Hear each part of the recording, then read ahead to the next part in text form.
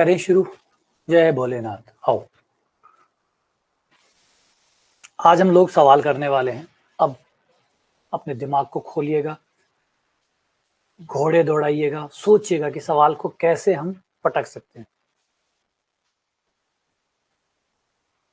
ठीक है,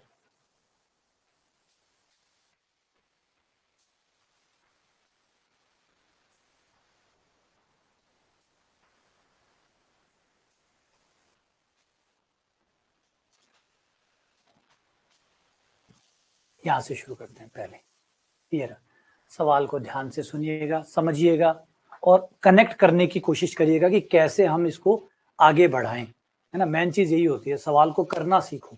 सवाल को करना सीखो कि सवाल की जो जानकारी दी है उस जानकारी को कैसे यूज किया जाए, है ना, कैसे आगे बढ़ाया जाए और कैसे तार जोड़े जाए।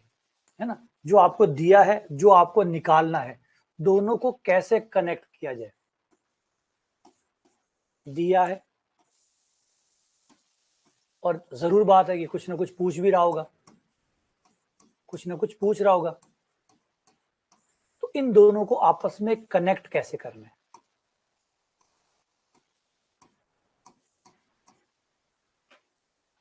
ये सबसे इंपॉर्टेंट। ये जो आप पूरी गणित पढ़ते हैं या हम जो सब कुछ पढ़ते हैं, इसका मकसद सिर्फ ये है, ये कनेक्शन बनाना। अब शुरुआत में क्या होता है, शुरुआत में ये होता है कि आपको दिया हुआ है, आप इसको सॉल्व करते हैं, आपने इधर से सॉल्व किया, नहीं हुआ, आगे जाके अटक गया।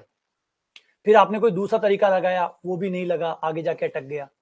फिर आपने कोई और तरीका निकाला, उससे कुछ और ही उत्तर आ गया जो आपको चाहिए ही नहीं था, गलत हो गया। तो ये धीरे धीरे धीरे धीरे ये जो कनेक्शन है आप जो बनाते हैं, इसमें से काफी सारे कनेक्शन गलत होते रहते हैं, लेकिन धीरे धीरे आपको ये समझ में आता है कि ये गलत है, ऐसा नहीं करना चाहिए, ऐसा नहीं करना चाहिए। जैसे बचपन में आप होते हैं तो आपको माँ बाप सिखाते हैं ना, क्या करना चाहिए और क्या नहीं करना चाहिए। तो दोनों सिखाते हैं आपको कि बेटा ये गर्म है, हाथ मत लगाओ, जल जाएगा, ये मत करो, ये नॉब मत खोलो, ये मत इसके हाथ लगाओ, यहाँ मत खेलो। तो मत करो मत करो मत करो ये भी सिखाया जाता है, करो करो करो ये भी सिखाया जाता है। होमवर्क कर लो, पढ़ाई कर लो, किताब पढ़ लो, बाहर खेल लो, तो ये भी सिखाया जाता है कि क्या कर लो क्या नहीं कर लो। ये धीरे धीरे धीरे धीरे आपके दिमाग में वो सारे तार जुड़ने शुरू होते हैं, क्या करना है क्या नहीं करना है। और फिर यही अंत है हमारा, जो दिया है उससे जो ज्ञात करना है उसको कैसे कनेक्ट करें, कैसे इन तारों को कनेक्ट करें। ठीक है, कौन सा तार हमें यहां से यहां तक पहुंचा सकता है। ठीक है, अब आओ देखो, सवाल में पहले क्या दिया है, सबसे पहले वहां से शुरू करते हैं। थोड़ा इंग्लिश में लिखा हुआ है, तो आ जाओ मैं हिंदी पढ़ देता हूँ उसकी। कि जो पीवा पद है, पीवे पद का पी गुणा, पीवे पद पीवा पद टीपी हो गया, पीवे पद का पी गुणा, और पीवे पद को पी से गुणा कर दो, टाइम्स का मतलब होता है गुणा, इतना गुणा, पीवे पद को पी से गुणा कर दो। और श्रेणी कौन सी चल रही है, एपी चल रही है। ठीक, फिर क्या कह रहा है कि जो क्यूवा पद है उसको क्यू से गुणा कर दो, और ये दोनों इक्वल है, ये दोनों बराबर है। तो पीवे पद का पी गुणा और क्यूवे पद का क्यू गुणा बराबर है। तो बताओ कि पी प्लस क्यूवा पद कितना होगा। अब इसके तार जोड़ो कि कैसे आप इसके तार जोड़ सकते हो। ट्राई करो, गलत होंगे कोई बात नहीं, गलत से नहीं डरना है, गलत होते हैं कोई बात नहीं, करके देखो। मैंने कहा गलत रास्ते भी आएंगे, लेकिन इन गलत रास्तों से ही पता चलेगा कि सही क्या है। आपने निशाना लगाते हुए देखा अपने आप को कभी? निशाना लगाइए आप, निशाना लगाते तो आप क्या करते हैं, पहले आप निशाना मारते हैं, निशाना थोड़ा ऊपर लग गया तो आप अपने आप को ठीक करते हैं कि नहीं ये थोड़ा ऊपर लग गया, अगली बार थोड़ा नीचे मारूंगा। फिर आप मारते हैं, वो थोड़ा ज्यादा नीचे लग जाता है, फिर आपको पता लगता है नहीं उससे थोड़ा नीचे मारना है, इससे थोड़ा ऊपर मारना है। धीरे धीरे आपका निशाना सेट होने लगता है। यही सीखा आपने बचपन में, कंचे तो खेले होंगे, कंचे खेले हैं या निशाने मारे हैं। तो निशाने मारने में क्या कला होती है, यही होती है, पहले आप मारते हैं, या तो वो ऊपर लग जाता है या वो नीचे लग जाता है। फिर आप उसको देखते हैं और समझते हैं कि ऊपर लगा मतलब थोड़ा सा नीचे मारना है, या नीचे लगा तो थोड़ा सा ऊपर मारना है। धीरे धीरे जब आप बार बार मारते रहते हैं तो धीरे धीरे ये कैलिब्रेशन सेट होता चला जाता है, फिर निशाना लगना शुरू हो जाता है। ये गणित में भी ऐसे ही काम करता है, पहले आप गलत गलत गलत गलत काफी सारा गलत करते हैं, धीरे धीरे गलती का पता लगता है। गलतियां की अच्छी बात है, वो एक ही बार होती है, दोबारा होती नहीं है। ये गलतियां हो जाएंगी फिर खत्म हो जाएंगी, फिर गलतियां कभी नहीं होंगी, फिर आप धीरे धीरे वो सही तरीके पे पहुंचने लग जाओगे जिससे आपका सवाल होता है। ये हमारे गणित का मूल तरीका है, पहले खूब सारी गलतियां करो, धीरे धीरे गलतियां खत्म होती रहेगी, सही तरीके बचते रहेंगे और फिर आप लास्ट में सही तरीकों पे पहुंच जाएंगे। तो क्वेश्चन में क्या कहा है उसको लेते हैं। क्वेश्चन ने कहा कि पीवें पद का पी गुणा बराबर है क्यूवें पद का क्यू गुणा। पीवा पद हमारा फॉर्मूला क्या होता है समांतर श्रेणी में, एनवे पद का फॉर्मूला होता है A plus N minus one into D. ठीक है, A plus P minus one into D बराबर क्यू इंटू क्यूवा पद, ये क्यूवा पद। पीवें पद की जगह पीवा पद रख दिया, क्यूवें पद की जगह क्यूवा पद रख दिया। ब्रैकेट्स खोल लो,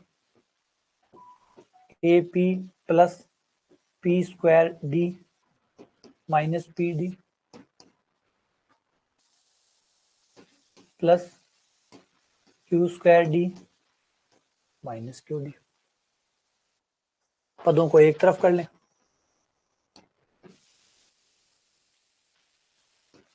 पदों को एक तरफ करेंगे तो ए कॉमन आ जाएगा, इन दोनों में से ए कॉमन ले लो, पी माइनस क्यू।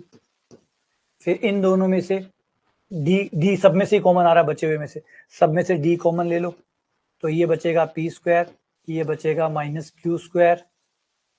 ठीक है, ये बच जाएगा माइनस का पी, ये इधर आकर प्लस का क्यू और सब में से डी कॉमन।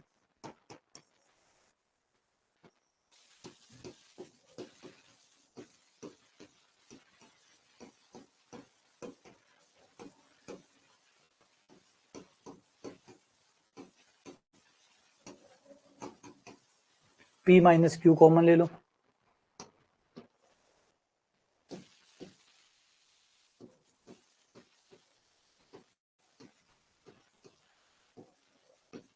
ए प्लस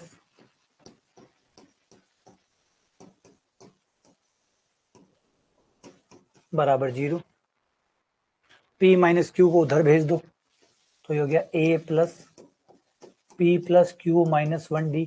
अगर ध्यान से देखो तो ये पी प्लस क्यूवा पद ही तो है, ये पी प्लस क्यूवा पद ही तो है, सही है, ये आपको पी प्लस क्यूवा पद आ गया।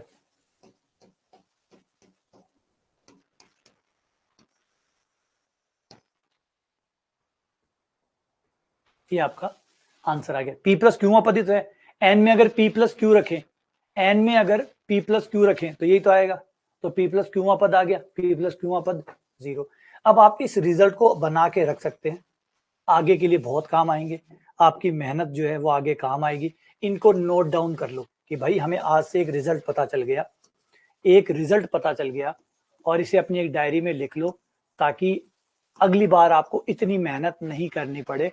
और ये समझदारी भी होती है, ये समझदारी भी होती है जो आप करते जाते हैं, उनके छोटे छोटे रिजल्ट बना के अपने पास रख लीजिए ताकि काम आए।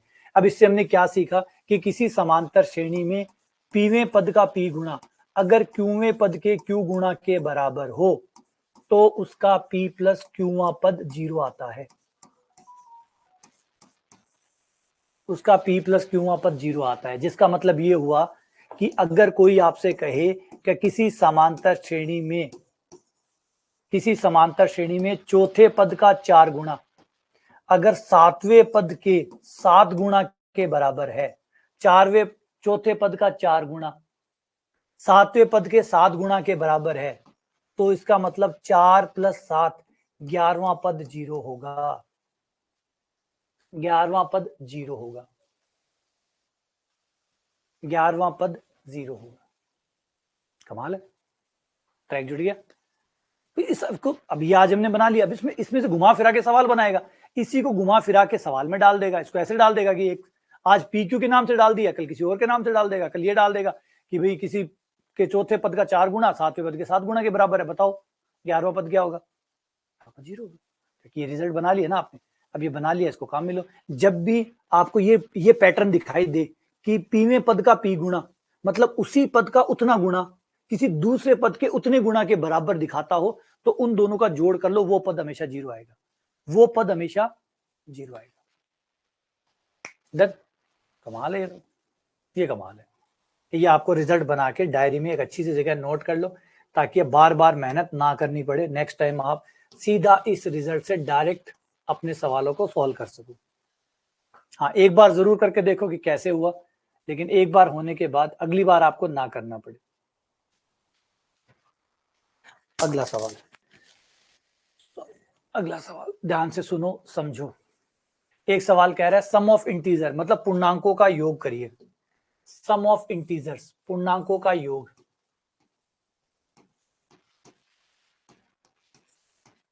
किन पूर्णांकों का योग करना है? 1 से लेकर 100 तक। 1 से लेकर 100 तक पूर्णांकों का योग करिए जिनमें 2 का या 5 का भाग जाता है, जो डिविजिबल है, विभाजित होते हों 2 से या 5 से। वो नंबर जो 2 या 5 किसी से भी कटते हों, उन नंबरों का जोड़ करना है। सारे नंबरों का नहीं करना है, सारे नंबरों का नहीं करना है, सिर्फ उनका करना है जिनमें या तो 2 का भाग जाता हो, 1 से 100 तक चलना है, वो नंबर जिनमें 2 का भाग जाता हो या फिर 5 का भाग जाता हो। 2 का भाग जाता हो या 5 का भाग जाता हो। तो पहले 2 के भाग वाले बना लेते।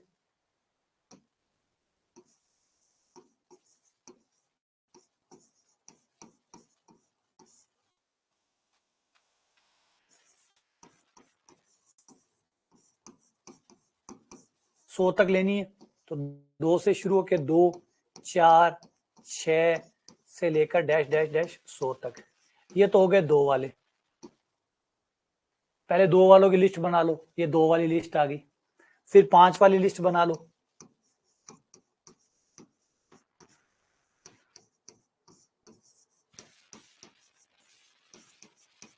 वो नंबर जिनमें 5 का भाग जाता है, 5, 10, 15, 20, 25 and dash dash dash dash 100। जिनमें 2 का भाग जाता है उनका जोड़ निकाल लो। जो 2 का भाग जिन जिन में जाता है उनका जोड़ निकाल लो। जिनमें 5 का भाग जाता है उनका जोड़ निकाल लो। ठीक है, फिर दोनों का जोड़ निकाल लो। लेकिन रुको, एक गड़बड़ है, एक गड़बड़ है, बाकी ठीक है। जिन जिनमें 2 का भाग जाता था उनकी लिस्ट बना ली, उनका जोड़ अलग कर लिया। 5 वालों का अलग कर लिया। अब क्या गलती हो रही है इसमें? इसमें गलती क्या हो रही है? देखोगे तो सही की है, देखोगे तो सही किया, लेकिन गलती है इसके अंदर। इसके अंदर एक गलती है। क्या है वो? 2 वालों को जोड़ लिया। भाई 2 का भाग जाता है, 2 वालों को जोड़ लिया।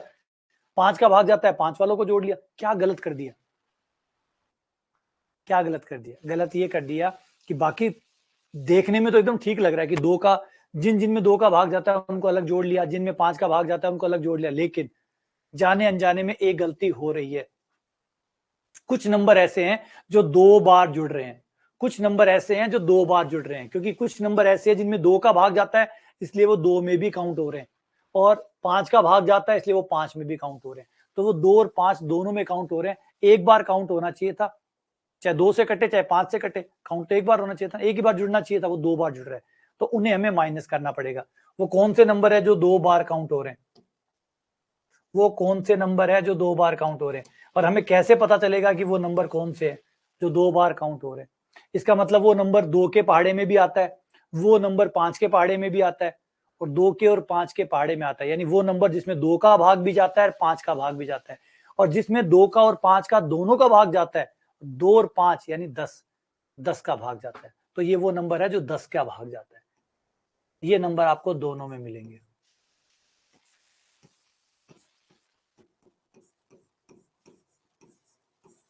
ये है आपका एलसीएम, लघुत्तम समावर्त्य। आपका लघुत्तम समावर्त्य निकाल लो। जो भी नंबर है आपके, उनका जो लघुत्तम समावर्त्य होगा। लघुत्तम समावर्त्य क्या होता है? ये वो नंबर होता है जो दोनों से कटता है। लघुत्तम समावर्त्य वह नंबर होता है जो दोनों से कटता है। तो इसमें वही नंबर है जो दोनों से कटते हैं, वही तो दोनों में आ रहे हैं, तो दोनों से कटते हैं वो दोनों में आते हैं, तो वही नंबर हमें माइनस करने हैं। तो 2 और 5 का लघुत्तम कितना? 10। तो 10 वाले जो नंबर है वो दोनों में आ रहे हैं, उनको माइनस कर दो। अब आ जाते हैं, काम करना शुरू करते हैं। हमारा योग का सूत्र निकालते हैं, समांतर श्रेणी वाला। समांतर श्रेणी का फॉर्मूला होता है n/2 2a plus n-1 into D. Formula लगाने से पहले हमें कुछ चीजों की जरूरत करनी पड़ेगी। क्या सब एपी है? पहले तो ये चेक करो कि सबके सब एपी है या नहीं है। देखो इन सब में 2 का अंतर चल रहा है, मतलब एपी है, डन, एपी लगा सकते हैं। इन सब में 5 का अंतर चल रहा है, एपी है, हाँ जी एपी है। ये एपी है, सब में 10 का अंतर चल रहा है, एपी है, ठीक है, सब एपी है तो एपी का सूत्र लगा सकते हैं। अब एपी का सूत्र लगाने के लिए हमें ए चाहिए, डी चाहिए, एन चाहिए। ए तो जहां से शुरू हुई है, डी जो अंतर है, एन पदों की संख्या, ये टोटल कितने पद है यहाँ पे, 100 तक कितने आएंगे, 100 तक कितने आएंगे, 2 4 6 8 इस तरीके से करें तो 1 से लेकर 100 तक कितने होते हैं, 100। ये सब सम संख्याएं हैं तो आधी सम होती है, आधी विषम होती है, तो ये टोटल नंबर कितने हैं, 50, एन बराबर 50। वैसे भी टोटल संख्याएं कितनी है, 100, और 2 का भाग देके निकाल रहे तो 100/2, 50 नंबर आएंगे। हर दूसरा नंबर 2 का भाग जाएगा, तो आप उसका भाग देके भी पता कर सकते हैं कि टोटल नंबर कितने हैं। जैसे यहाँ टोटल नंबर कितने हैं, 5 10 15, टोटल है 20, यहाँ टोटल 20 है, 100 में 5 का भाग दे दो, 20 नंबर आएंगे। डी का मान 5, एन का मान 20, यहाँ पे ए का मान 10, डी का मान 10, एन का मान 10।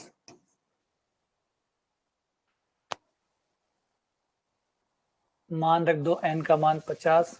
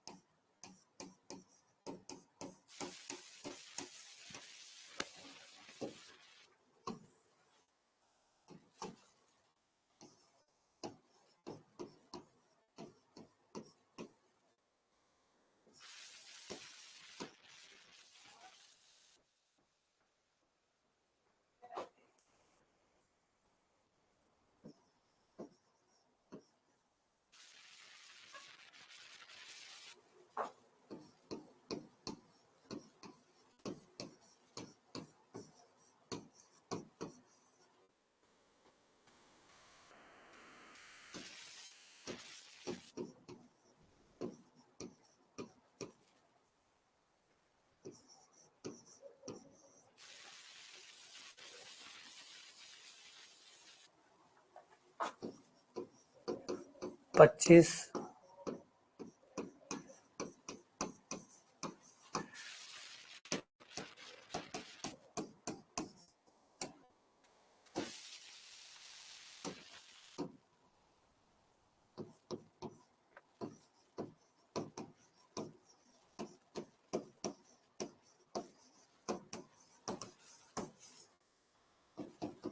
3050, ये आपका आंसर है, 3050।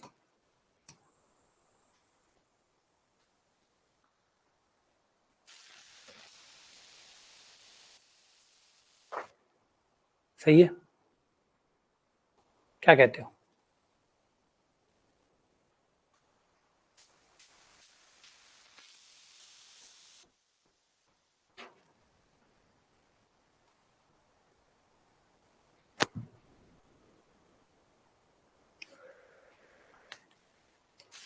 आओ अब इस खतरनाक सवाल को करते हैं, इस खतरनाक सवाल को करते हैं। सवाल क्या कह रहा है कि, अच्छा एक चीज ध्यान रखिएगा, सवाल को देख के घबराइएगा मत कि ये सवाल नहीं हुआ, ये सवाल आपसे नहीं हुआ। तो जब आप पहली बार देखते हैं तो आपसे नहीं होता, तो ये फालतू की एक्सपेक्टेशन है अपने आप से कि मुझसे क्यों नहीं हुआ।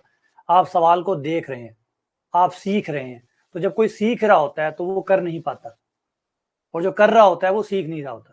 तो आप करने लग जाओगे तो आपको सीखने की जरूरत नहीं पड़ेगी, सीख चुके होते। जैसे आप गाड़ी चलाते हैं, आप गाड़ी चलानी सीख लिया आपने, तो फिर आप गाड़ी चला पाएंगे। अब आप पहले चिंता करने लग जाओ कि मैं गाड़ी नहीं चला पा रहा हूँ, नहीं चला पाएंगे। सीखी कब है आपने, सीखी नहीं है तो चलाओगे कैसे?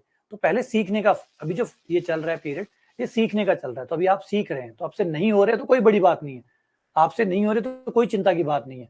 अब चिंता की बात तो इसके बाद शुरू होगी कि आपने सवाल को देख लिया, आपने समझ लिया, अब आप इसको कितने समय तक याद रख पाते हैं, कितने समय तक बनाए रख पाते हैं, ये चिंता की बात है। चिंता आपको इसकी करनी है, ना कि इसकी करनी है। रिपीट करता हूं, चिंता किसकी करनी है आपको? इसकी चिंता नहीं करनी, ये मुझसे नहीं हुआ, नहीं होना था। अगर होता है तो बहुत बढ़िया बात है, नहीं होता है तो एकदम नॉर्मल बात है। लेकिन क्वेश्चन अब इसके बाद शुरू होगा, जब मैं इसको सॉल्व करवा दूंगा, मैं इसको हल करवा दूंगा, आप समझ जाएंगे, सब हो जाएगा। अब आप इसको कितने समय तक याद रख पाते हैं, ये चुनौती है आपकी, ना कि चुनौती ये है कि आज आप इसको कर पाए या नहीं कर पाए। समझ रहे हैं? नॉर्मल बच्चे सर हमसे सवाल नहीं होते। भाई चिंता की बात ये है ही नहीं कि तुमसे सवाल नहीं होते। चिंता की बात ये है कि करवाने के बाद जो करवा दिया, समझा दिया, हमसे नए सवाल नहीं होते। नए सवाल आपसे नहीं होंगे, आपसे वही सवाल होंगे जो आपने देखे हुए हैं। चिंता उनकी करिए कि जो देखा हुआ है वो टिक जाए। जो अच्छा कोई फॉर्मूला आपको याद है ऐसा जो आपने पढ़ा नहीं है और आपको याद है? पढ़ा है तभी याद है।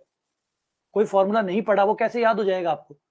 जो फॉर्मूला आपने पढ़ा ही नहीं है वो याद कैसे होगा? जो सवाल आपने निकाला ही नहीं है वो आपको याद कैसे होगा? तो याद वही होगा ना जो निकालेगा। तो चिंता तो इसकी है कि जो पढ़ लिया, देख लिया, समझ लिया, अब वो लंबे समय तक आपके पास कैसे टिके। लड़ाई इस बात की है, ना कि इस बात की कि आपसे कौन सा सवाल हुआ और कौन सा नहीं हुआ। अब ये लंबे समय तक आज आप देख लोगे, आज मैं करवा दूंगा। अब ये सवाल अगले 1-2 साल तक आपके पास कैसे टिकेगा, इसकी चिंता करनी है आप। ठीक है? अगर होता है, खुद से हो रहा है, बढ़िया बात है। नहीं भी हो रहा है तो कोई चिंता की बात नहीं है। चिंता की बात है अब इसके बाद में इसको सुरक्षित रखना। आ जाओ सवाल सुनते हैं। सवाल क्या कह रहा है कि पहले तो ये कौन है? जीपी लिखा पड़ा है ना। ये कह रहा है भैया जीपी है, गुणोत्तर श्रेणी है। गुणोत्तर श्रेणी का पीवां पद तो ए के बराबर है। पीवां पद जब आप निकालोगे गुणोत्तर श्रेणी का तो वो ए के बराबर है।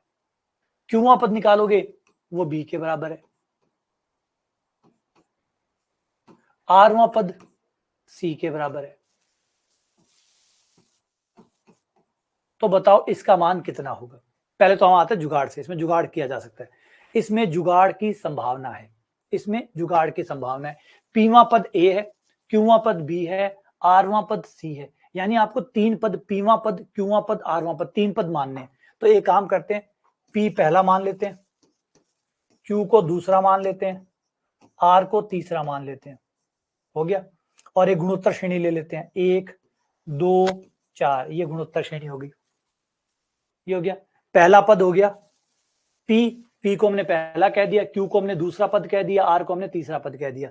तो पी का मान 1, क्यू का मान 2 और आर का मान 3। और पहला पद कितना आ गया? पहला पद 1 आ गया, जो कि पीवां पद यानी 1। एकवां पद ए के बराबर है तो ये ए हो गया। दूसरा पद जैसे क्यू का आ गया वो बी के बराबर है तो ये आपका बी हो गया और ये आपका सी हो गया। ठीक है। पीवां पद, क्यूवां पद, आरवां पद, ये कह रहा है कि 3 पद है, पीवां, क्यूवां, आरवां, जो कि ए बी सी है। तो पीवां पद मान लिया पहला, क्यूवां दूसरा, आरवां तीसरा। तो पहला पद, दूसरा पद, तीसरा पद ए बी सी है। एक गुणोत्तर श्रेणी ले ली, ये ए हो गया, ये बी हो गया, ये सी हो गया। अब सबके मान है हमारे पास, इसमें टिकाओ और उत्तर देखो आया या नहीं आया। तो याद रखिएगा ये जुगाड़ कर रहे हैं, जुगाड़ जिंदाबाद। और कई बार काम कर जाता है जुगाड़, बढ़िया अच्छा काम कर जाता है। कई बार आपका सवाल का जो मेन तरीका होता है ना वो लंबा होता है, ये जुगाड़ जो होते हैं वो सवाल को फुस कर देते हैं। ये देखो ये फुस कर देगा सवाल। आ जाओ, मान रखो। मान रखने पर सी का मान कितना रखना है? सी का मान कितना रखना है? सी का मान 4 रखना है। बी का मान 2 बटा पी का मान 1, बी का मान 2, ए का मान 1, आर 3, ए का मान 1, सी का मान 4, क्यू का मान 2। 4 बटा 2 2 हो गया, 2 की पावर 3 8 हो गया, 1 बटा 16 हो गया, 16 16 कट गया, 1 आ गया, आंसर आ गया। तो ये हमने एक गुणोत्तर श्रेणी मानी है, एक गुणोत्तर श्रेणी मानी है। क्या कर रहे हो यार, इतनी बेसिक बातों के लिए आप ऐसे हद करो। एक गुणोत्तर श्रेणी मानी है, एक गुणोत्तर श्रेणी मान ली, कुछ भी मान लो, 1 2 4, 2 के अंतर, 2 का गुणा करके गुणोत्तर श्रेणी मान ली। पहला पद 1, फिर 2 से गुणा हुआ, दूसरा पद 2, दूसरा पद 4। तो बेसिक पे भी ध्यान दो यार। तो बेसिक गुणोत्तर श्रेणी माननी है भाई, 2 से गुणा करके बना लो, 3 से गुणा करके बना लो, 4 से गुणा करके बना लो, एक गुणोत्तर श्रेणी बनानी है। 1 2 से गुणा किया 2, फिर 2 से गुणा किया 4, ये गुणोत्तर श्रेणी बन गई। एक गुणोत्तर श्रेणी ले ली, उसका पहला दूसरा तीसरा पद ले लिया, और ये कह रहा है कि जो पी क्यू आरवां पद है, पी पहला ले लिया, क्यू दूसरा ले लिया, आर तीसरा ले लिया, और वो कह रहा है ए बी सी है, तो ए बराबर 1 हो गया, बी बराबर 2 हो गया, सी बराबर 4 हो गया। फिर ये मान सवाल में रख लिए, उत्तर निकाल लिया। ठीक है, ये हो गया जुगाड़ से। अब आ जाते हैं मैन तरीके से। मैन तरीका तो मैन तरीका है, वो करेंगे तभी कॉन्फिडेंस आएगा। मैन मेथड तो क्या रहा है, पीवां पद ए है, क्यूवां पद बी है, आरवां पद सी है। किसी गुणोत्तर श्रेणी में एनवे पद का फॉर्मूला, एनवे पद का फॉर्मूला बराबर होता है ए आर की power N minus one, A R की पावर एन माइनस वन। तो क्वेश्चन ने कहा पी क्यू आर वन, भाई भाई कोई भी 3 पद ले लो ना, क्वेश्चन ने कहा पी क्यू आर कोई भी 3 पद ले लो, तो पहला दूसरा तीसरा 3 पद ले लिए, पीवा पहला पद ले लिया, क्यूवा दूसरा ले लिया, आर तीसरा ले लिया, कोई 3 पद ले लिया, 3 पद। ये कह रहे पीवा क्यूवा आरवा, यानी इस नंबर वाले पद का जो भी मान आएगा वो होगा ए बी सी। तो ये हमने गुणोत्तर श्रेणी ले ली, ये गुणोत्तर श्रेणी ले ली 1 2 4, ये गुणोत्तर श्रेणी है, ये गुणोत्तर श्रेणी का पहला पद है, ये गुणोत्तर श्रेणी का दूसरा पद है, ये गुणोत्तर श्रेणी का तीसरा पद है। तो ये P का मान हो गया, ये Q का मान हो गया, ये R का मान हो गया, और ये ABC हो गए, ये A हो गया, ये B हो गया, ये C हो गया। तो ये Pवां पद बराबर A, Qवां पद बराबर B, Rवां पद बराबर C। दो चीजें होती है ना, एक तो पद का नंबर होता है, जैसे 5वां पद है, मान लीजिए वो 15 है, तो 5वां पद नंबर 5 है कितना 15। तो यहां दो बात है, पी क्यू आर नंबर है, एबीसी वो पद है, तो पी क्यू आरवां पद एबीसी है, जो उस पर आएगा वो एबीसी है। तो पहला दूसरा तीसरा ये हो गए पी क्यू आर, पहला दूसरा तीसरा, इन पे जो उत्तर है वो हो गए एबीसी, ये मान रख दिया, सॉल्व कर दिया। और फिर मैन वाले तरीके से आ जाओ।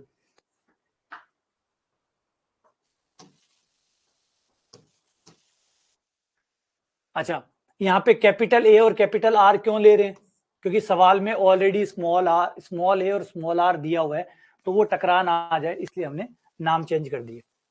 हमारे नाम हम चेंज कर सकते हैं, तो हमने चेंज कर दिए। तो पी वहां पर बराबर ए,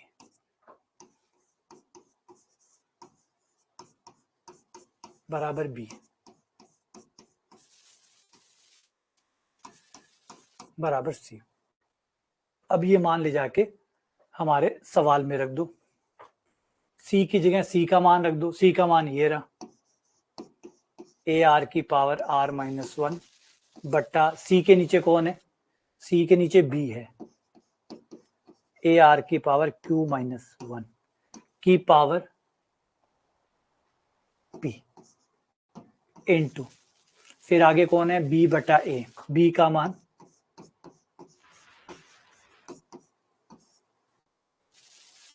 ए का मान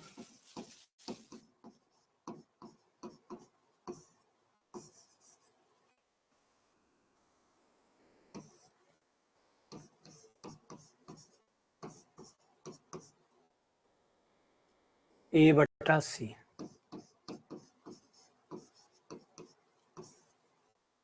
और पावर है क्यू। ए से ए कट, ए से ए कट, ए से ए कट, आर की पावर ऊपर वाली पावर में से नीचे पावर घट जाएगी, तो 1 से 1 कट जाएगा, आर माइनस क्यू हो जाएगा।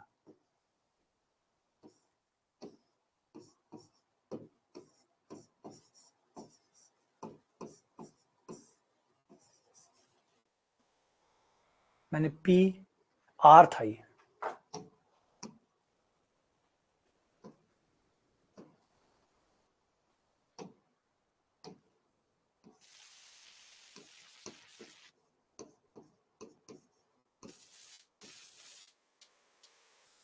ठीक है, आर की पावर होगी R P minus P Q, R की power Q R minus R P, R की power P Q minus R Q. R की सभी पावर जुड़ जाएगी क्योंकि सब आर के ऊपर है, तो आर की पावर जुड़ेगी तो are P minus P Q plus Q R, R P P Q,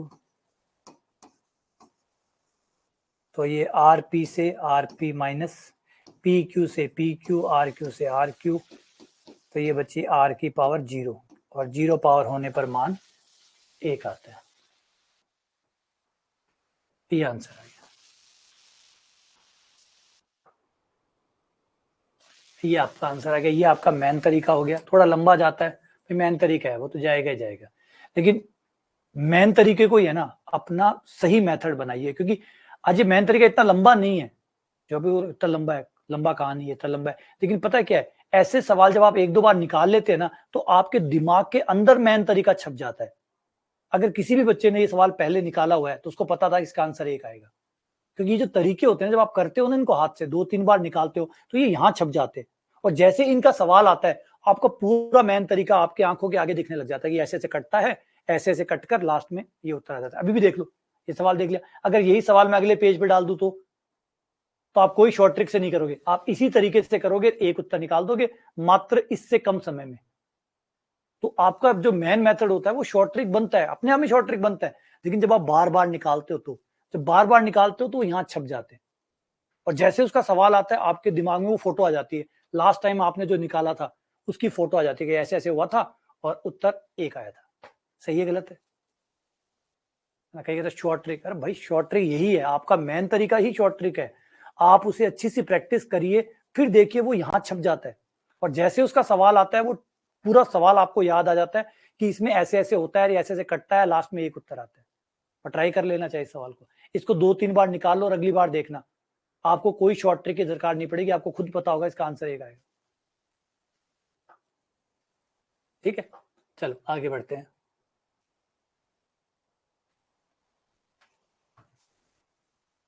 अगला सवाल, अगर ए बी सी जीपी में है, मतलब गुणोत्तर श्रेणी में है, अगर ए बी सी गुणोत्तर श्रेणी में है मतलब जीपी में है, तो इनमें से कौन सी बात सच है? ए स्क्वायर बी स्क्वायर सी स्क्वायर जीपी में है, या ये वाले जीपी में है लोग, या ये वाले लोग जीपी में है, या कुछ भी नहीं, सब झूठ है, सब मोह माया है। ए बी सी जीपी में है, ये दिया हुआ है, ए बी सी जीपी में है, ये दिया हुआ है।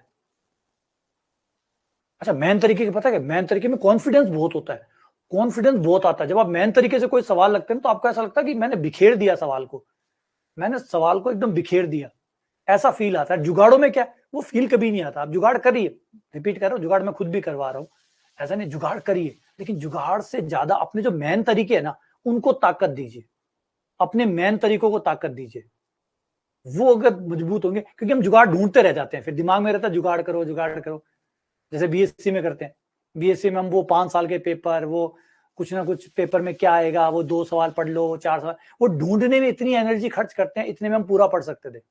जितना पेपर को ढूंढने में खर्च करते हैं उतने में पेपर पढ़े जा सकते थे, लेकिन सबको ढूंढना ज्यादा आसान लगता है बजाय करने के। सोचिए, यही होता है लास्ट में, अब की बार पेपर कहां से आएगा, इस बार कौन से क्वेश्चंस आएंगे, लास्ट बार में कौन से आ चुके।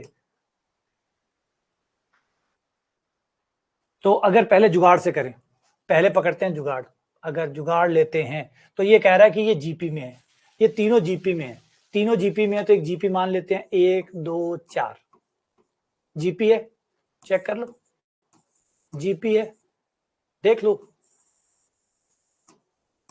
ये हो गया आपका ए, ये हो गया बी, ये हो गया सी। अब चेक करो कि कौन सा ऑप्शन सही है। पहला ऑप्शन लेते हैं इसे, और ऐसे सवालों को इस तरीके से ए बी सी का मान लेकर करना काफी आसान भी रहता है। ए का मान कितना, 1, 1 का स्क्वायर 1, 2 का स्क्वायर 4, 4 का स्क्वायर 16, देखो बनी जीपी, बनी जीपी, बोला हाँ बन गई, बन गई, डन, सही है भाई। सही है, बिल्कुल सही है। ठीक, ए बी सी अगर जीपी में है तो ए स्क्वायर बी स्क्वायर सी स्क्वायर भी जीपी में है। बाकी ऑप्शनों को आप और क्रॉस चेक कर सकते हो, काट सकते हो, इनको काट सकते हो। जैसे बी प्लस सी कितना हो गया, ये हो गया 6, ये हुआ 6, और एक ये हो गया हमारा 3, 3 48। एक बार चेक कर लेना कैलकुलेशन, ए प्लस बी जो 3 हो गया वो 16 हो गया, 16 इंटू 3 48, ये बी स्क्वायर जो कि 4 हो गया, 4 इंटू 5 20 हो गया। देखो बनी कोई जीपी, सवाल ही नहीं है। ऐसे आप इसे भी चेक करेंगे तो ये भी नहीं मिलेगी, तो आपका ए आंसर हो गया। अब अगर मैन तरीके से करके दिखाऊं तो आ जाओ, मैन तरीके से भी कर लेते हैं, वो भी बहुत आसान है भाई। क्वेश्चन ने कहा है कि एबीसी जीपी में है ना, एबीसी जीपी में है, जीपी में है, इसका मतलब बीच वाले पद का स्क्वायर बराबर हुआ पहला गुना तीसरा, पहला गुना तीसरा, दोनों तरफ वर्क करने पर, दोनों तरफ वर्क करने पर, वर्क करने पर क्या होगा, बी स्क्वायर का स्क्वायर बराबर ए स्क्वायर सी स्क्वायर। देखो तो ये क्या हुआ, ए स्क्वायर सी स्क्वायर की गुणा बी स्क्वायर के स्क्वायर के बराबर है, यानी ए स्क्वायर सी स्क्वायर और बी स्क्वायर जीपी बना रहे। जीपी किसे कहते हैं, दो की गुणा अगर बीच वाले के स्क्वायर के बराबर होती है तो वो जीपी होती है। तो इन दो की गुणा, इसकी गुणा और इसकी गुणा इसके स्क्वायर के बराबर है, तो ये कौन से में हुए, जीपी में।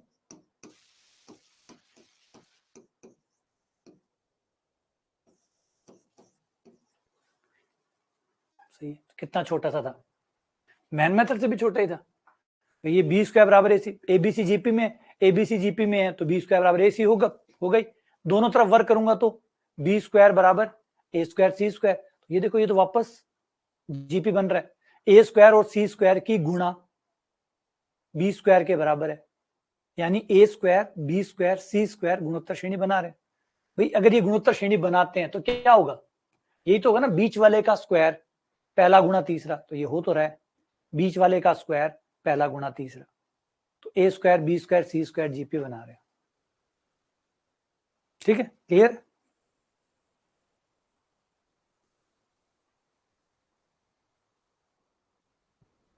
एक ये लो, ऐसा ही भाई है इसी का जैसा, कि अगर ए बी सी डी अगर ये 4 नंबर जीपी बनाते हो तो बताओ ये नंबर क्या बनाएंगे, ये 3 नंबर क्या बनाएंगे। अगर ए बी सी डी ये 4 नंबर अगर जीपी बनाते हो,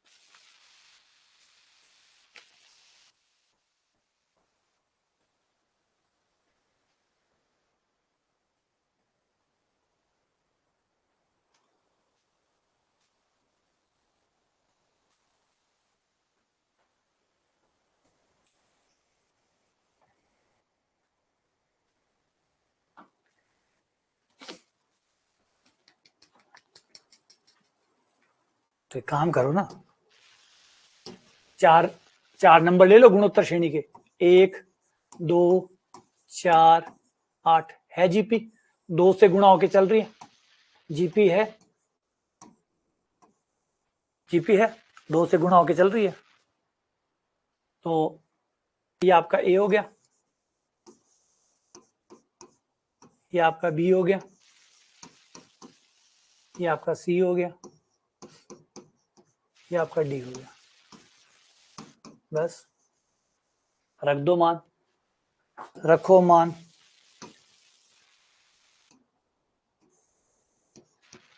ए क्यूब प्लस बी क्यूब,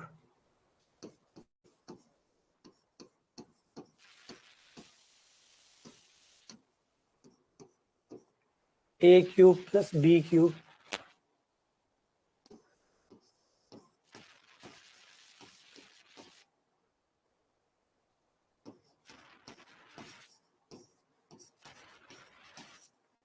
सी क्यूब प्लस डी क्यूब,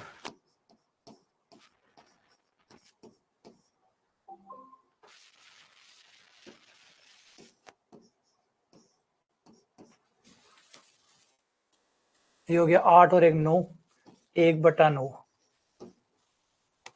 ये हो गया 4 चौक 16, 16 चौके 64, 64 और 8 72, 1/72।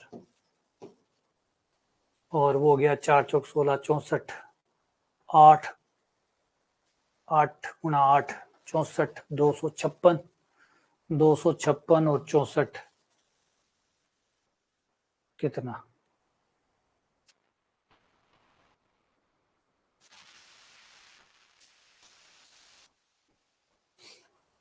कितना? 576। भयंकर होता है यार जोड़ करना।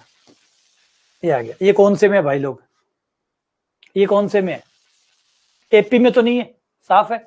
एपी तो नहीं है, एपी तो नहीं है। घटा के देख लो, एपी तो है ही नहीं, साफ दिख रहा है। घटाने के बाद तो सवाल ही नहीं उठता। तो ये 3 लोग एपी में तो नहीं है, एपी तो नहीं है। जीपी है क्या? जीपी है क्या? देखो बिल्कुल है भाई। 1/8 से गुणा करके चलाओ। 1/8 से गुणा करने पर ये आ गया, फिर 1/8 से गुणा करने पर ये आ गया। 1/8 से गुणा होके चल रहा है। और नहीं वैसे चेक करना चाहो तो वैसे चेक कर सकते हो। 1/72 बीच वाले का स्क्वायर, पहला गुणा तीसरा है क्या?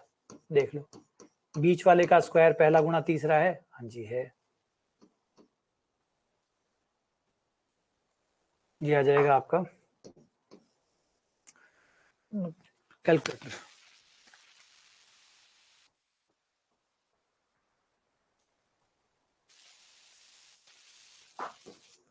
5184। 72 का स्क्वायर, 72 गुणा 72, ये भी इतना ही आ रहा है। डन। इसका मतलब गुणोत्तर श्रेणी वाली शर्त पूरी कर रहा है भैया, जीपी में है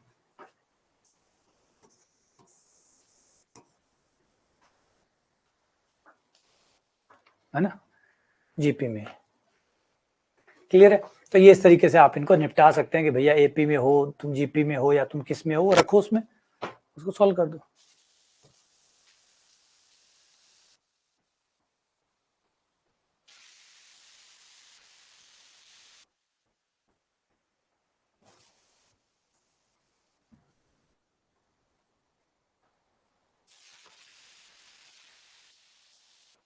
ये क्वेश्चन सुनो ध्यान से, पहले सुन लो पहले क्वेश्चन को कि भैया पी क्यू आर जीपी में है। 3 संख्याएं हैं पी क्यू आर, ये जीपी में है, ये लोग जीपी में है। ठीक है, ए बी सी और 3 नंबर है वो भी जीपी में है, ये दोनों जीपी में है।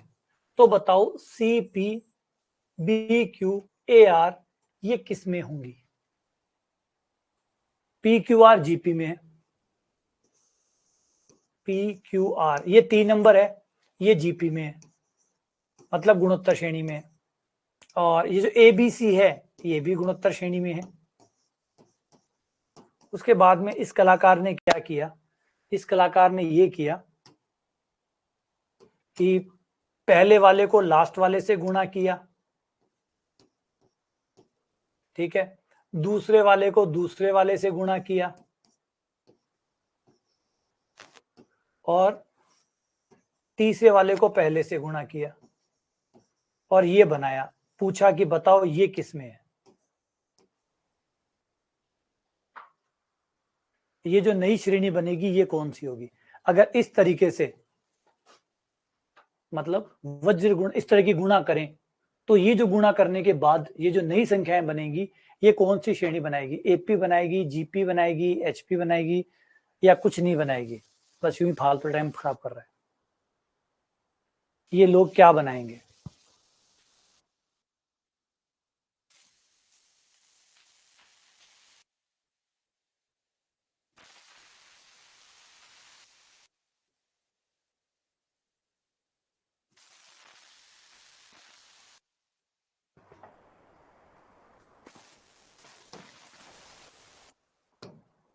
आओ करते हैं तूफानी। पहले तो कर लेते हैं नंबर से। ये लो 1, 2 और 4 जीपी है। 1, 2, 4 जीपी है, लहा है। 1, 3, 9 ले लो, ये भी जीपी है। ये 3 से गुणा होकर बना ली, ये भी जीपी है, ये भी जीपी है, दोनों जीपी है। अब ये जैसे कह रहा है वैसे गुणा करो, जैसे कह रहा है वैसे गुणा करो। इस भैया ने कहा कि इसकी गुणा इसके साथ करो, और ये आपका पहला नंबर बनेगा। 1 गुणा 9, ये 9 आ गया। फिर इन दोनों की गुणा करो, ये दूसरा नंबर बनेगा। फिर इसकी गुणा इसके साथ करो, ये तीसरा नंबर बनेगा, ये बन गया। अब देखो क्या ये गुणोत्तर श्रेणी है या कौन सी है? समांतर श्रेणी है क्या? नहीं। माइनस का 3 आ रहा है, यहाँ पे माइनस का 2 आ रहा है। एपी तो नहीं है, लेकिन जीपी है, क्योंकि 6 का स्क्वायर बराबर है 9 गुणा 4, जो कि जीपी वाली शर्त पूरी हो रही है। 36 बराबर 36। और वैसे भी अगर आर का मान देखो तो आर भी बराबर है 6 में 9 का भाग लगा, 6/9, जो कि 2/3 आया। और ऐसे ही 4 में 6 का भाग दें तो भी 2/3 आएगा। सार अनुपात बराबर आ रहा है, मतलब सही है भाई, जीपी है, जीपी है। अच्छा, अब इसको ध्यान से देखो, इसको मेन तरीके से कैसे करेंगे। ये तो हो गया जुगाड़, सोचा और पाया, और बेस्ट भी है, आराम से बैठ भी गया। ठीक है, अब अगर मेन ट्रिक से करें इसको तो क्या होगा? मेन ट्रिक से ये है कि भाई पहले तो 3 जीपी में पद लो, दूसरी 2 जीपियां बनाओ। तो एक जीपी तो ये बना ली, ए आर और ए आर स्क्वायर बना लिया। प्रथम पद ए है और जिससे गुणा होके चल रही है वो आर है। दूसरी बना ली जिसका पहला पद कैपिटल आर है और सार्वनुपात कैपिटल आर है। ये लो, ये दूसरी जीपी होगी। 2 जीपियां बना ली। 2 जीपी का क्या करें, नाम तो कुछ रखना ही पड़ेगा ना। पहले जीपी का प्रथम पद ए ले लिया और सार्वनुपात आर ले लिया। दूसरी जीपी का प्रथम पद कैपिटल आर ले लिया, सार्वनुपात कैपिटल आर ले लिया। अब इसने जो कहा वो वाली गुणा करते हैं, जो इसने कहा वो वाली गुणा करो। तो इसने कहा था कि इस वाले को इसके साथ गुणा करना और पहला अवयव बनाना। तो ये पहला अवयव बन गया ए आर स्क्वायर। फिर इन दोनों की गुणा करना, दूसरा बनाना आर आर। फिर इन दोनों की गुणा करना, कर दिया। अब देखो क्या ये जीपी बनी? जी हाँ, जीपी बनी। बीच वाले का स्क्वायर पहला गुणा तीसरे के बराबर है, करके देख लो।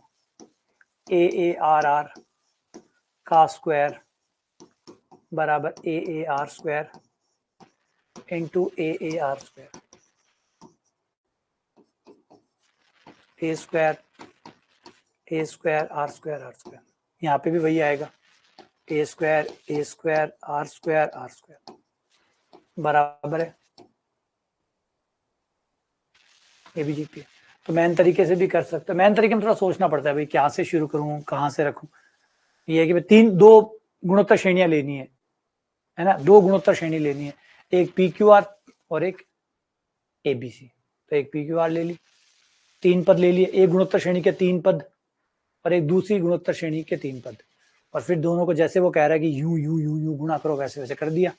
और फिर उसको चेक कर लो वो कौन सी श्रेणी है, तो वो आ गई गुणोत्तर श्रेणी। सही है। अब याद रखिएगा, आपसे सवाल नहीं हो रहा, कोई बड़ी बात नहीं है, लेकिन अब देख लिया है, समझ लिया है, समझ में भी आ गया है, हाँ आपने भर दी है। अब इनको कैसे आप लोग साल 2 साल टिका के रखोगे, चुनौती ये है। आज आपसे नहीं हुआ, ये चुनौती नहीं है ना। हमारी प्रॉब्लम है, हम जिन फालतू की चीजों पे ज्यादा स्ट्रेस करते हैं, जिन चीजों की चिंता करनी है उन पे नहीं करते। जिन पे नहीं करनी है ना उन पे चिंता करते हैं। तो अब यहाँ पे हमारे चिंता का केंद्र जो है ना वो ये होना चाहिए कि अब मैंने सीख लिया है, अब मुझे ये कैसे याद रहेगा, मेन चिंता इसकी होनी चाहिए। जबकि बच्चा चिंता, अभी ज्यादातर बच्चों के मैसेज जब आते हैं ना, किस बात पे मैसेज आता है, हमसे सवाल नहीं हो रहे, हमसे सवाल नहीं हो रहे। अरे ये चिंता का विषय है ही नहीं, आपसे सवाल नहीं हो रहे। अगर आप कहो कि मुझे कार चलानी नहीं आती, तो नहीं आती, सीखी कब थी, सीखी कब थी। मुझे वायलिन बजाना नहीं आता, तो मैंने सीखा कब था। मुझे गिटार बजाना नहीं आता, तो मैंने सीखा कब था। समझ रहे, जो सीखा ही नहीं है वो आएगा कहां से। तो सेम ये तो एक्चुअली टेंशन की बात ये नहीं है कि आपसे सवाल नहीं हो रहे, चिंता की बात तो ये है कि जो सवाल आपने सीख लिए, देख लिए, पढ़ लिए, अब वो आपसे नहीं हो रहे, ये चिंता है। ये एक्चुअल में चिंता की बात है कि आपने देख भी लिया, आपने पढ़ भी लिया, आपसे वापस भी नहीं हो रहे वो खुद से तो देखे हुए सवाल आपसे नहीं हो रहे, यही चिंता है। जो नहीं देखे हुए वो तो नहीं होने, जो देखे हैं वो नहीं हो रहे, ये चिंता है। मतलब कोई ना कोई बड़ी बीमारी है, कोई बीमारी है, या आप प्रॉपर रिवीजन नहीं कर रहे हैं, या आप लगातार देख नहीं रहे। चलो, एक की पावर 1/x बराबर बी की पावर 1/y बराबर सी की पावर 1/z।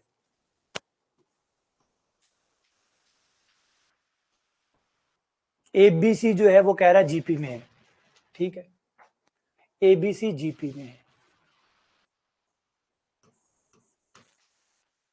तो बताओ एक्स वाई जेड कौन से महंगे। ये बड़े खास सवाल है, जिन्होंने पहले देखा हुआ है उन्होंने तो कर लिया होगा। जिन्होंने इस टाइप का सवाल पहले, देखो जो देखा हुआ वही कर पा रहा है।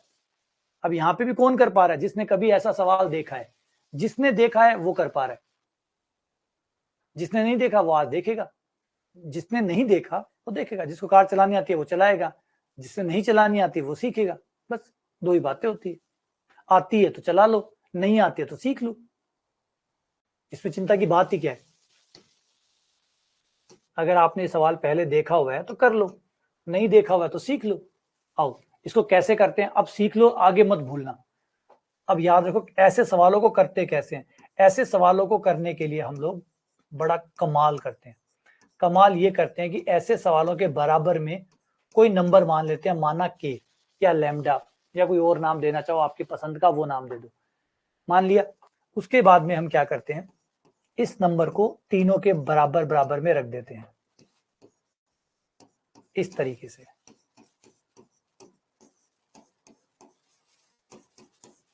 हो गया। अब 1/x पावर को उधर भेज दो, 1/x पावर जाके उधर x पावर बन जाएगी। a का मान आ गया k की पावर x, b का मान निकालो।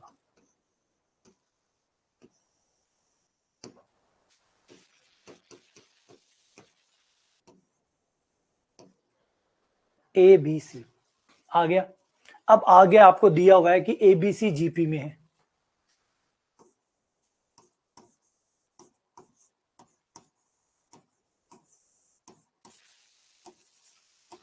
बी स्क्वायर बराबर ए सी, बी का मान रख दो।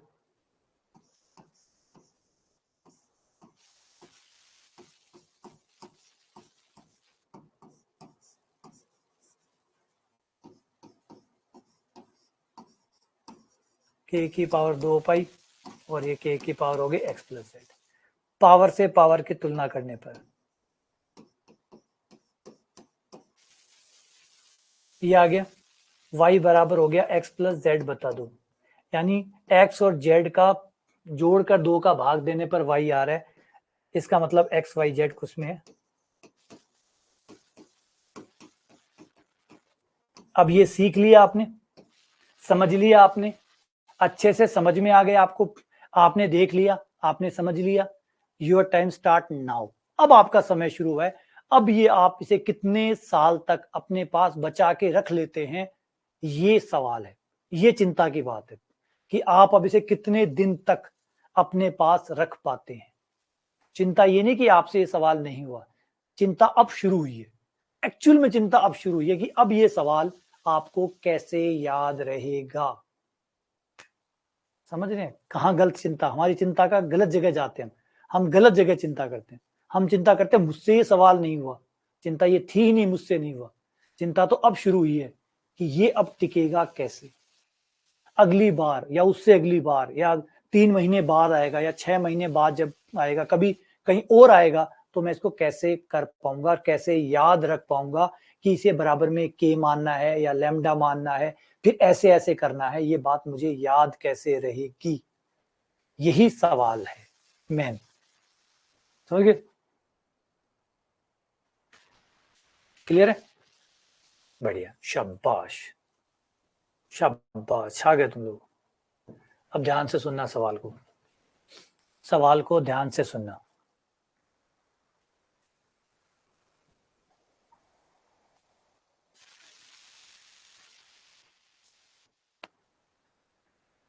बिल्कुल, अब ध्यान से यहां देखो सवाल क्या कहते हैं, पहले सवाल को सुन लो कि जीवन और G2 दो का नाम बोला है। ये दो लोग जो है, ये दो गुणोत्तर माध्य है, ज्योमेट्रिकल मीन है, मतलब गुणोत्तर माध्य है। किसके बीच में? और ए जो है वो समांतर माध्य है। दो नंबरों के बीच में दो गुणोत्तर माध्य और एक समांतर माध्य डाला गया है। दो नंबर है, मान लेते हैं एक बी। इन ए और बी के बीच में दो गुणोत्तर माध्य डाले गए हैं, ठीक है। इन दो नंबरों के बीच में एक समांतर माध्य डाला गया। दो तो गुणोत्तर माध्य डाले गए हैं, एक समांतर माध्य डाला गया। तो बताओ इन गुणोत्तर माध्य और इस समांतर माध्य में के लिए पूछा गया है, ये जो दो नंबर के बीच में दो गुणोत्तर माध्य डाले गए हैं और एक समांतर माध्य डाला गया, इसके बारे में पूछा गया है G1 का स्क्वायर बटा G2, G2 का स्क्वायर बटा G1 कितने के बराबर होगा? G1 का स्क्वायर बटा G2 और G2 का स्क्वायर बटा G1 कितने के बराबर होगा?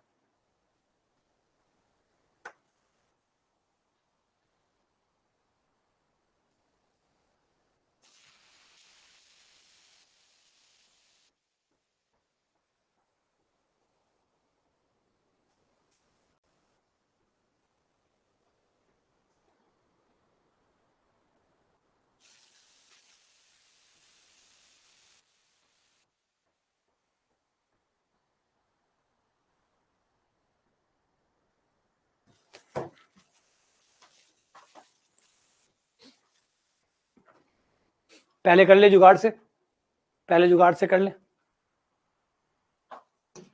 ये लिए दो नंबर, पहले एक गुणोत्तर श्रेणी ले ली, 1 2 4 ये ले या 3 वाली ले, 3 वाली लेते, 1 3 9 और 27 ये ले लो, ठीक है। 1 3 9 27 ले ली, ये आपका ए हो गया, ये आपका ए हुआ, ये आपका बी हो गया, ठीक है। ये आपके G1 G2 हो गए, ये आपका G1 हो गया,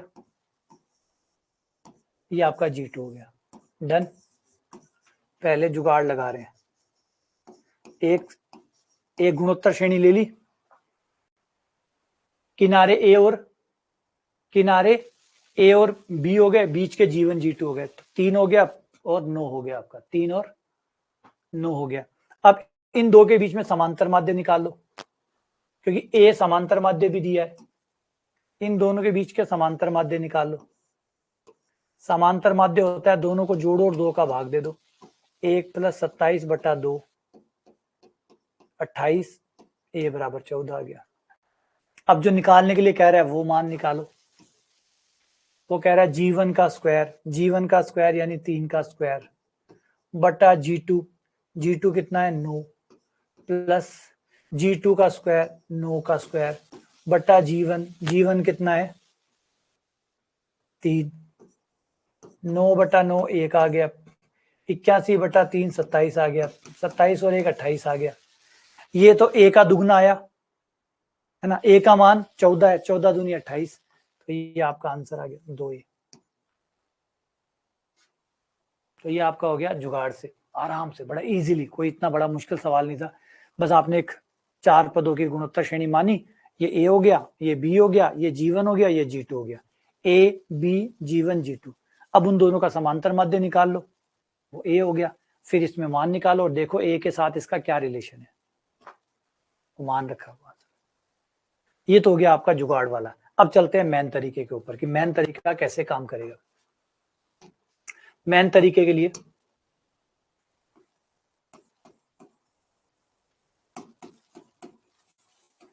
आपको याद होगा कि जब बीच में दो गुणोत्तर माध्य डालने होते हैं, जब बीच में दो गुणोत्तर माध्य डालने होते हैं तो आपको आर का मान निकालना होता है। फॉर्मूला हमने पढ़ा था कि बीच में अगर गुणोत्तर माध्य डालने हो तो आर बराबर होता है बी बटा ए की पावर 1/n+1 होता है, 1/n+1। यहाँ पर n का मान 2 है क्योंकि बीच में दो गुणोत्तर माध्य डालने हैं, बीच में दो गुणोत्तर माध्य डालने हैं, तो n का मान 2 होगा, तो ये हो जाएगा 1/3। क्योंकि हमें दो गुणोत्तर माध्य डालने हैं तो n का मान 2 हो गया, ये r का मान आ गया। तो पहला पद अगर a है तो ये r से गुणा होके आएगा, तो g1 बराबर आ जाएगा ar। फिर ये r से गुणा होकर अगला आएगा, g2 बराबर हो जाएगा ar²। ठीक है, g1 बराबर ar आ गया, g2 बराबर ar² आ गया। इसका मान इसमें रख दो और फिर r का मान रख दो।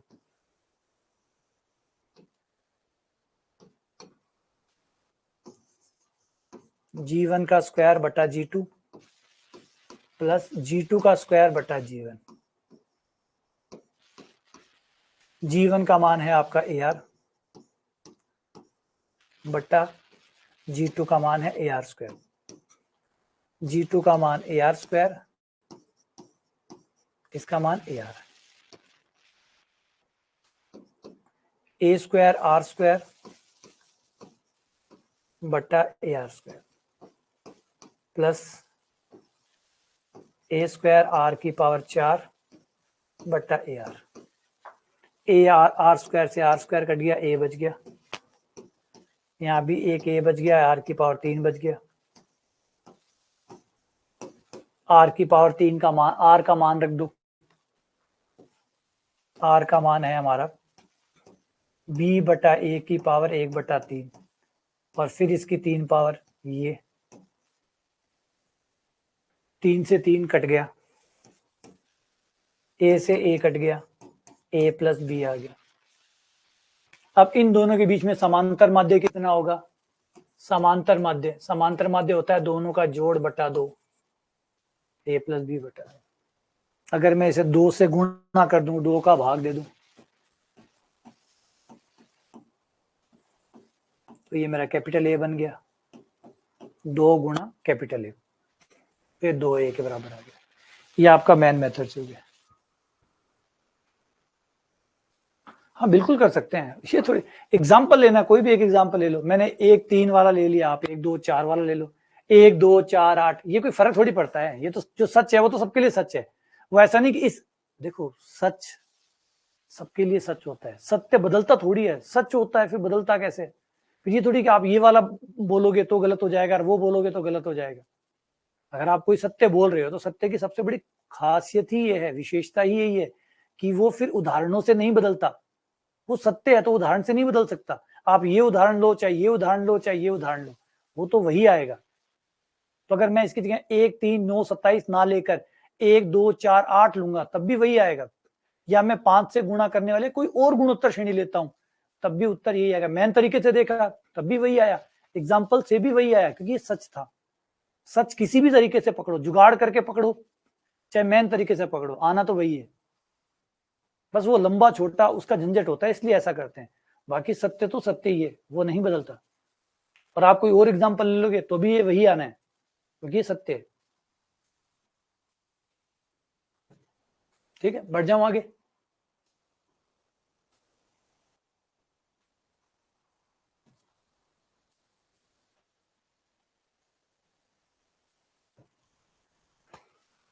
अगला सवाल सुनिए कि दो नंबर है, नंबर नहीं बताए, दो नंबर है, उनके बीच का समांतर माध्य तो a है और उनके बीच का गुणोत्तर माध्य g है। तो बताओ वो दोनों नंबर कौन से हैं? बताओ वो दोनों नंबर कौन से हैं? a और b दो नंबर है, उनके बीच का समांतर माध्य तो a है और उनके बीच का गुणोत्तर माध्य g है। तो बताओ ये दोनों नंबर कौन से हैं? बताओ ये दोनों नंबर कौन से हैं?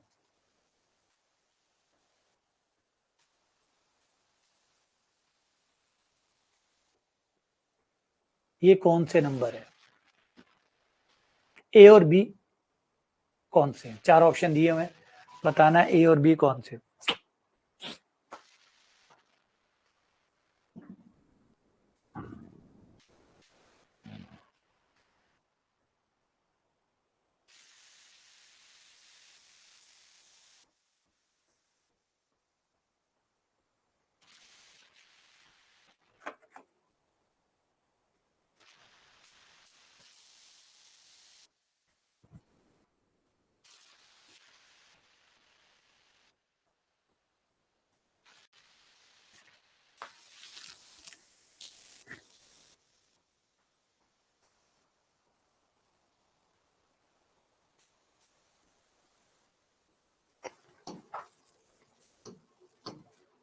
देखो पहले तो है जुगाड़, सबसे पहले तो करते हैं जुगाड़। 2 नंबर ले लो, सपोज किया a बराबर 1 ले लिया और b बराबर मैंने ले लिया 9। a और 9 मैंने चूज किया ताकि थोड़ा आसानी हो। समांतर माध्य निकल जाएगा, दोनों को जोड़ो और 2 का भाग दे दो, तो समांतर माध्य मेरा आ गया 5। गुणोत्तर माध्य भी मेरा आराम से आ जाएगा, जो कि अंडर रूट ए भी होता है, तो 1 और 9 का गुणोत्तर माध्य आ जाएगा 3। अब मुझे चारों ऑप्शन में ये रख के देखना है, ए का मान 5 और जी का मान 3 रख के देखना है कौन मुझे 1 और 9 उत्तर देता है वो सही है। जो मुझे 1 और 9 उत्तर देगा, ए का मान मैं 5 रखूंगा, जी का मान मैं 3 रखूंगा, कौन मुझे ए बराबर 1 और बी बराबर 9 देता है, यानी 2 उत्तर 1 और 9 कौन मुझे दे रहा है। पहले ऑप्शन में रखूंगा, ए का मान हो जाएगा 5 प्लस माइनस 25 का स्क्वायर माइनस बी यानी 9, ये तो मुझे नहीं देगा। 25 में से 9 गए 16, ये हो गया 5 प्लस माइनस 16, और 5 प्लस माइनस 16 यानी मैं जोड़ूंगा तब तो 21 आएगा, घटाऊंगा तो माइनस का 11 आएगा। नहीं, ये तो नहीं है, कट, ये तो मुझे नहीं दे रहा। फिर क्या मुझे बी देगा? बी भी नहीं देगा, ट्राई कर लो, नहीं। बी में तो अंडर रूट 5 आएगा, तो ये तो हो ही नहीं सकता। क्या मुझे सी देगा? सी से थोड़ी उम्मीद है। 5 प्लस माइनस अंडर रूट, ये हो जाएगा ए स्क्वायर माइनस जी स्क्वायर ही तो है, आएगा तो वही 25 माइनस 16 आएगा। 16 आते ही 16 का 4 आ जाएगा, जोड़ूंगा तो 9 आ जाएगा, घटाऊंगा तो 1 आ जाएगा। बिल्कुल यही सही बंदा है।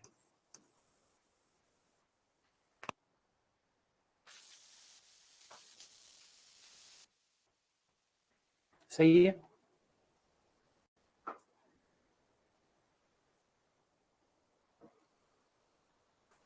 सही है, हो गया। अच्छा, इस सवाल का महत्व क्या है? ये सवाल आपको क्या सिखा रहा है? ये सवाल सिखा रहा है कि हमेशा आप नंबरों से समांतर माध्य गुणोत्तर माध्य निकालते आए हैं, लेकिन आप समांतर माध्य गुणोत्तर माध्य से भी वापस नंबर निकाल सकते हैं। अगर मैं आपको 2 नंबर दूं और समांतर माध्य और गुणोत्तर माध्य निकालना है, तो इसको एज ए रिजल्ट आप नोट करके रख सकते हैं अपने पास कि अगर मुझे नंबर पता है, अगर मुझे नंबर पता है तो मैं इन दोनों नंबरों से समांतर माध्य निकाल सकता हूं, गुणोत्तर माध्य निकाल सकता हूं। सही है, नंबरों से समांतर माध्य गुणोत्तर माध्य निकाल सकता हूं। तो क्या उल्टा भी सत्य है? क्या अगर मैं आपको 2 नंबरों का समांतर माध्य गुणोत्तर माध्य दे दूं तो क्या आप वापस नंबर भी निकाल सकते हैं कि वो नंबर कौन थे? तो ये सवाल का महत्व ये है। तो ये सवाल कहता है अगर आपके पास नंबर है तो आप समांतर माध्य गुणोत्तर माध्य निकाल सकते हैं, तो नॉर्मल बात है, लेकिन समांतर माध्य गुणोत्तर माध्य है तो आप वापस नंबर भी निकाल सकते हैं। ये कमाल की बात है। तो अभी सवाल को क्या हो सकता है, अब नेक्स्ट टाइम आपसे ये सवाल ऐसे पूछ सकता है, ऐसे कि 2 नंबरों का, 2 संख्याओं का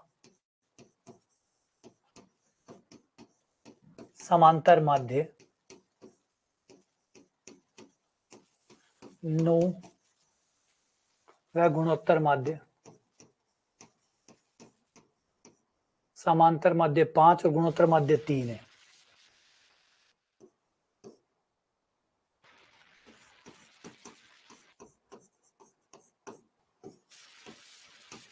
तो संख्याएं कौन सी है?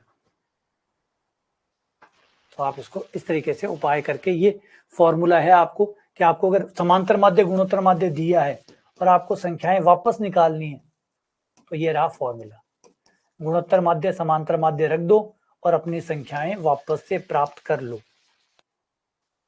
संख्याएं पता कर लो कि कौन सी संख्याएं थी जिनका समांतर गुणोत्तर माध्य ये है। तो ये फॉर्मूला बड़ा काम का हो गया, आपका सवाल का सवाल हो गया और एक फॉर्मूला भी आपको मिल गया जिससे आप उल्टा चल सकते हैं, वापस संख्याओं को पुनः प्राप्त कर सकते हैं। ठीक है, बस इसी के साथ विराम देते हैं। उम्मीद करता हूं कि ये सारी बातें आपने सीखी होगी। अब जो मैंने कहा कि अब तलवार लटकनी शुरू हुई है कि आप इन चीजों को याद कैसे रख पाएंगे, है ना। तो जो मैं हमेशा कहता हूँ, योर टाइम स्टार्ट नाउ, अब आपका समय शुरू हुआ है। चिंता इससे पहले कर रहे थे वो गलत थी, अब चिंता शुरू हुई है कि जो आज आपने पढ़ा है अब जो आज आपने पढ़ा है ये आपको कैसे याद रहेगा और ये लंबे समय तक आपको कैसे याद रहेगा। ठीक है, चलो मिलते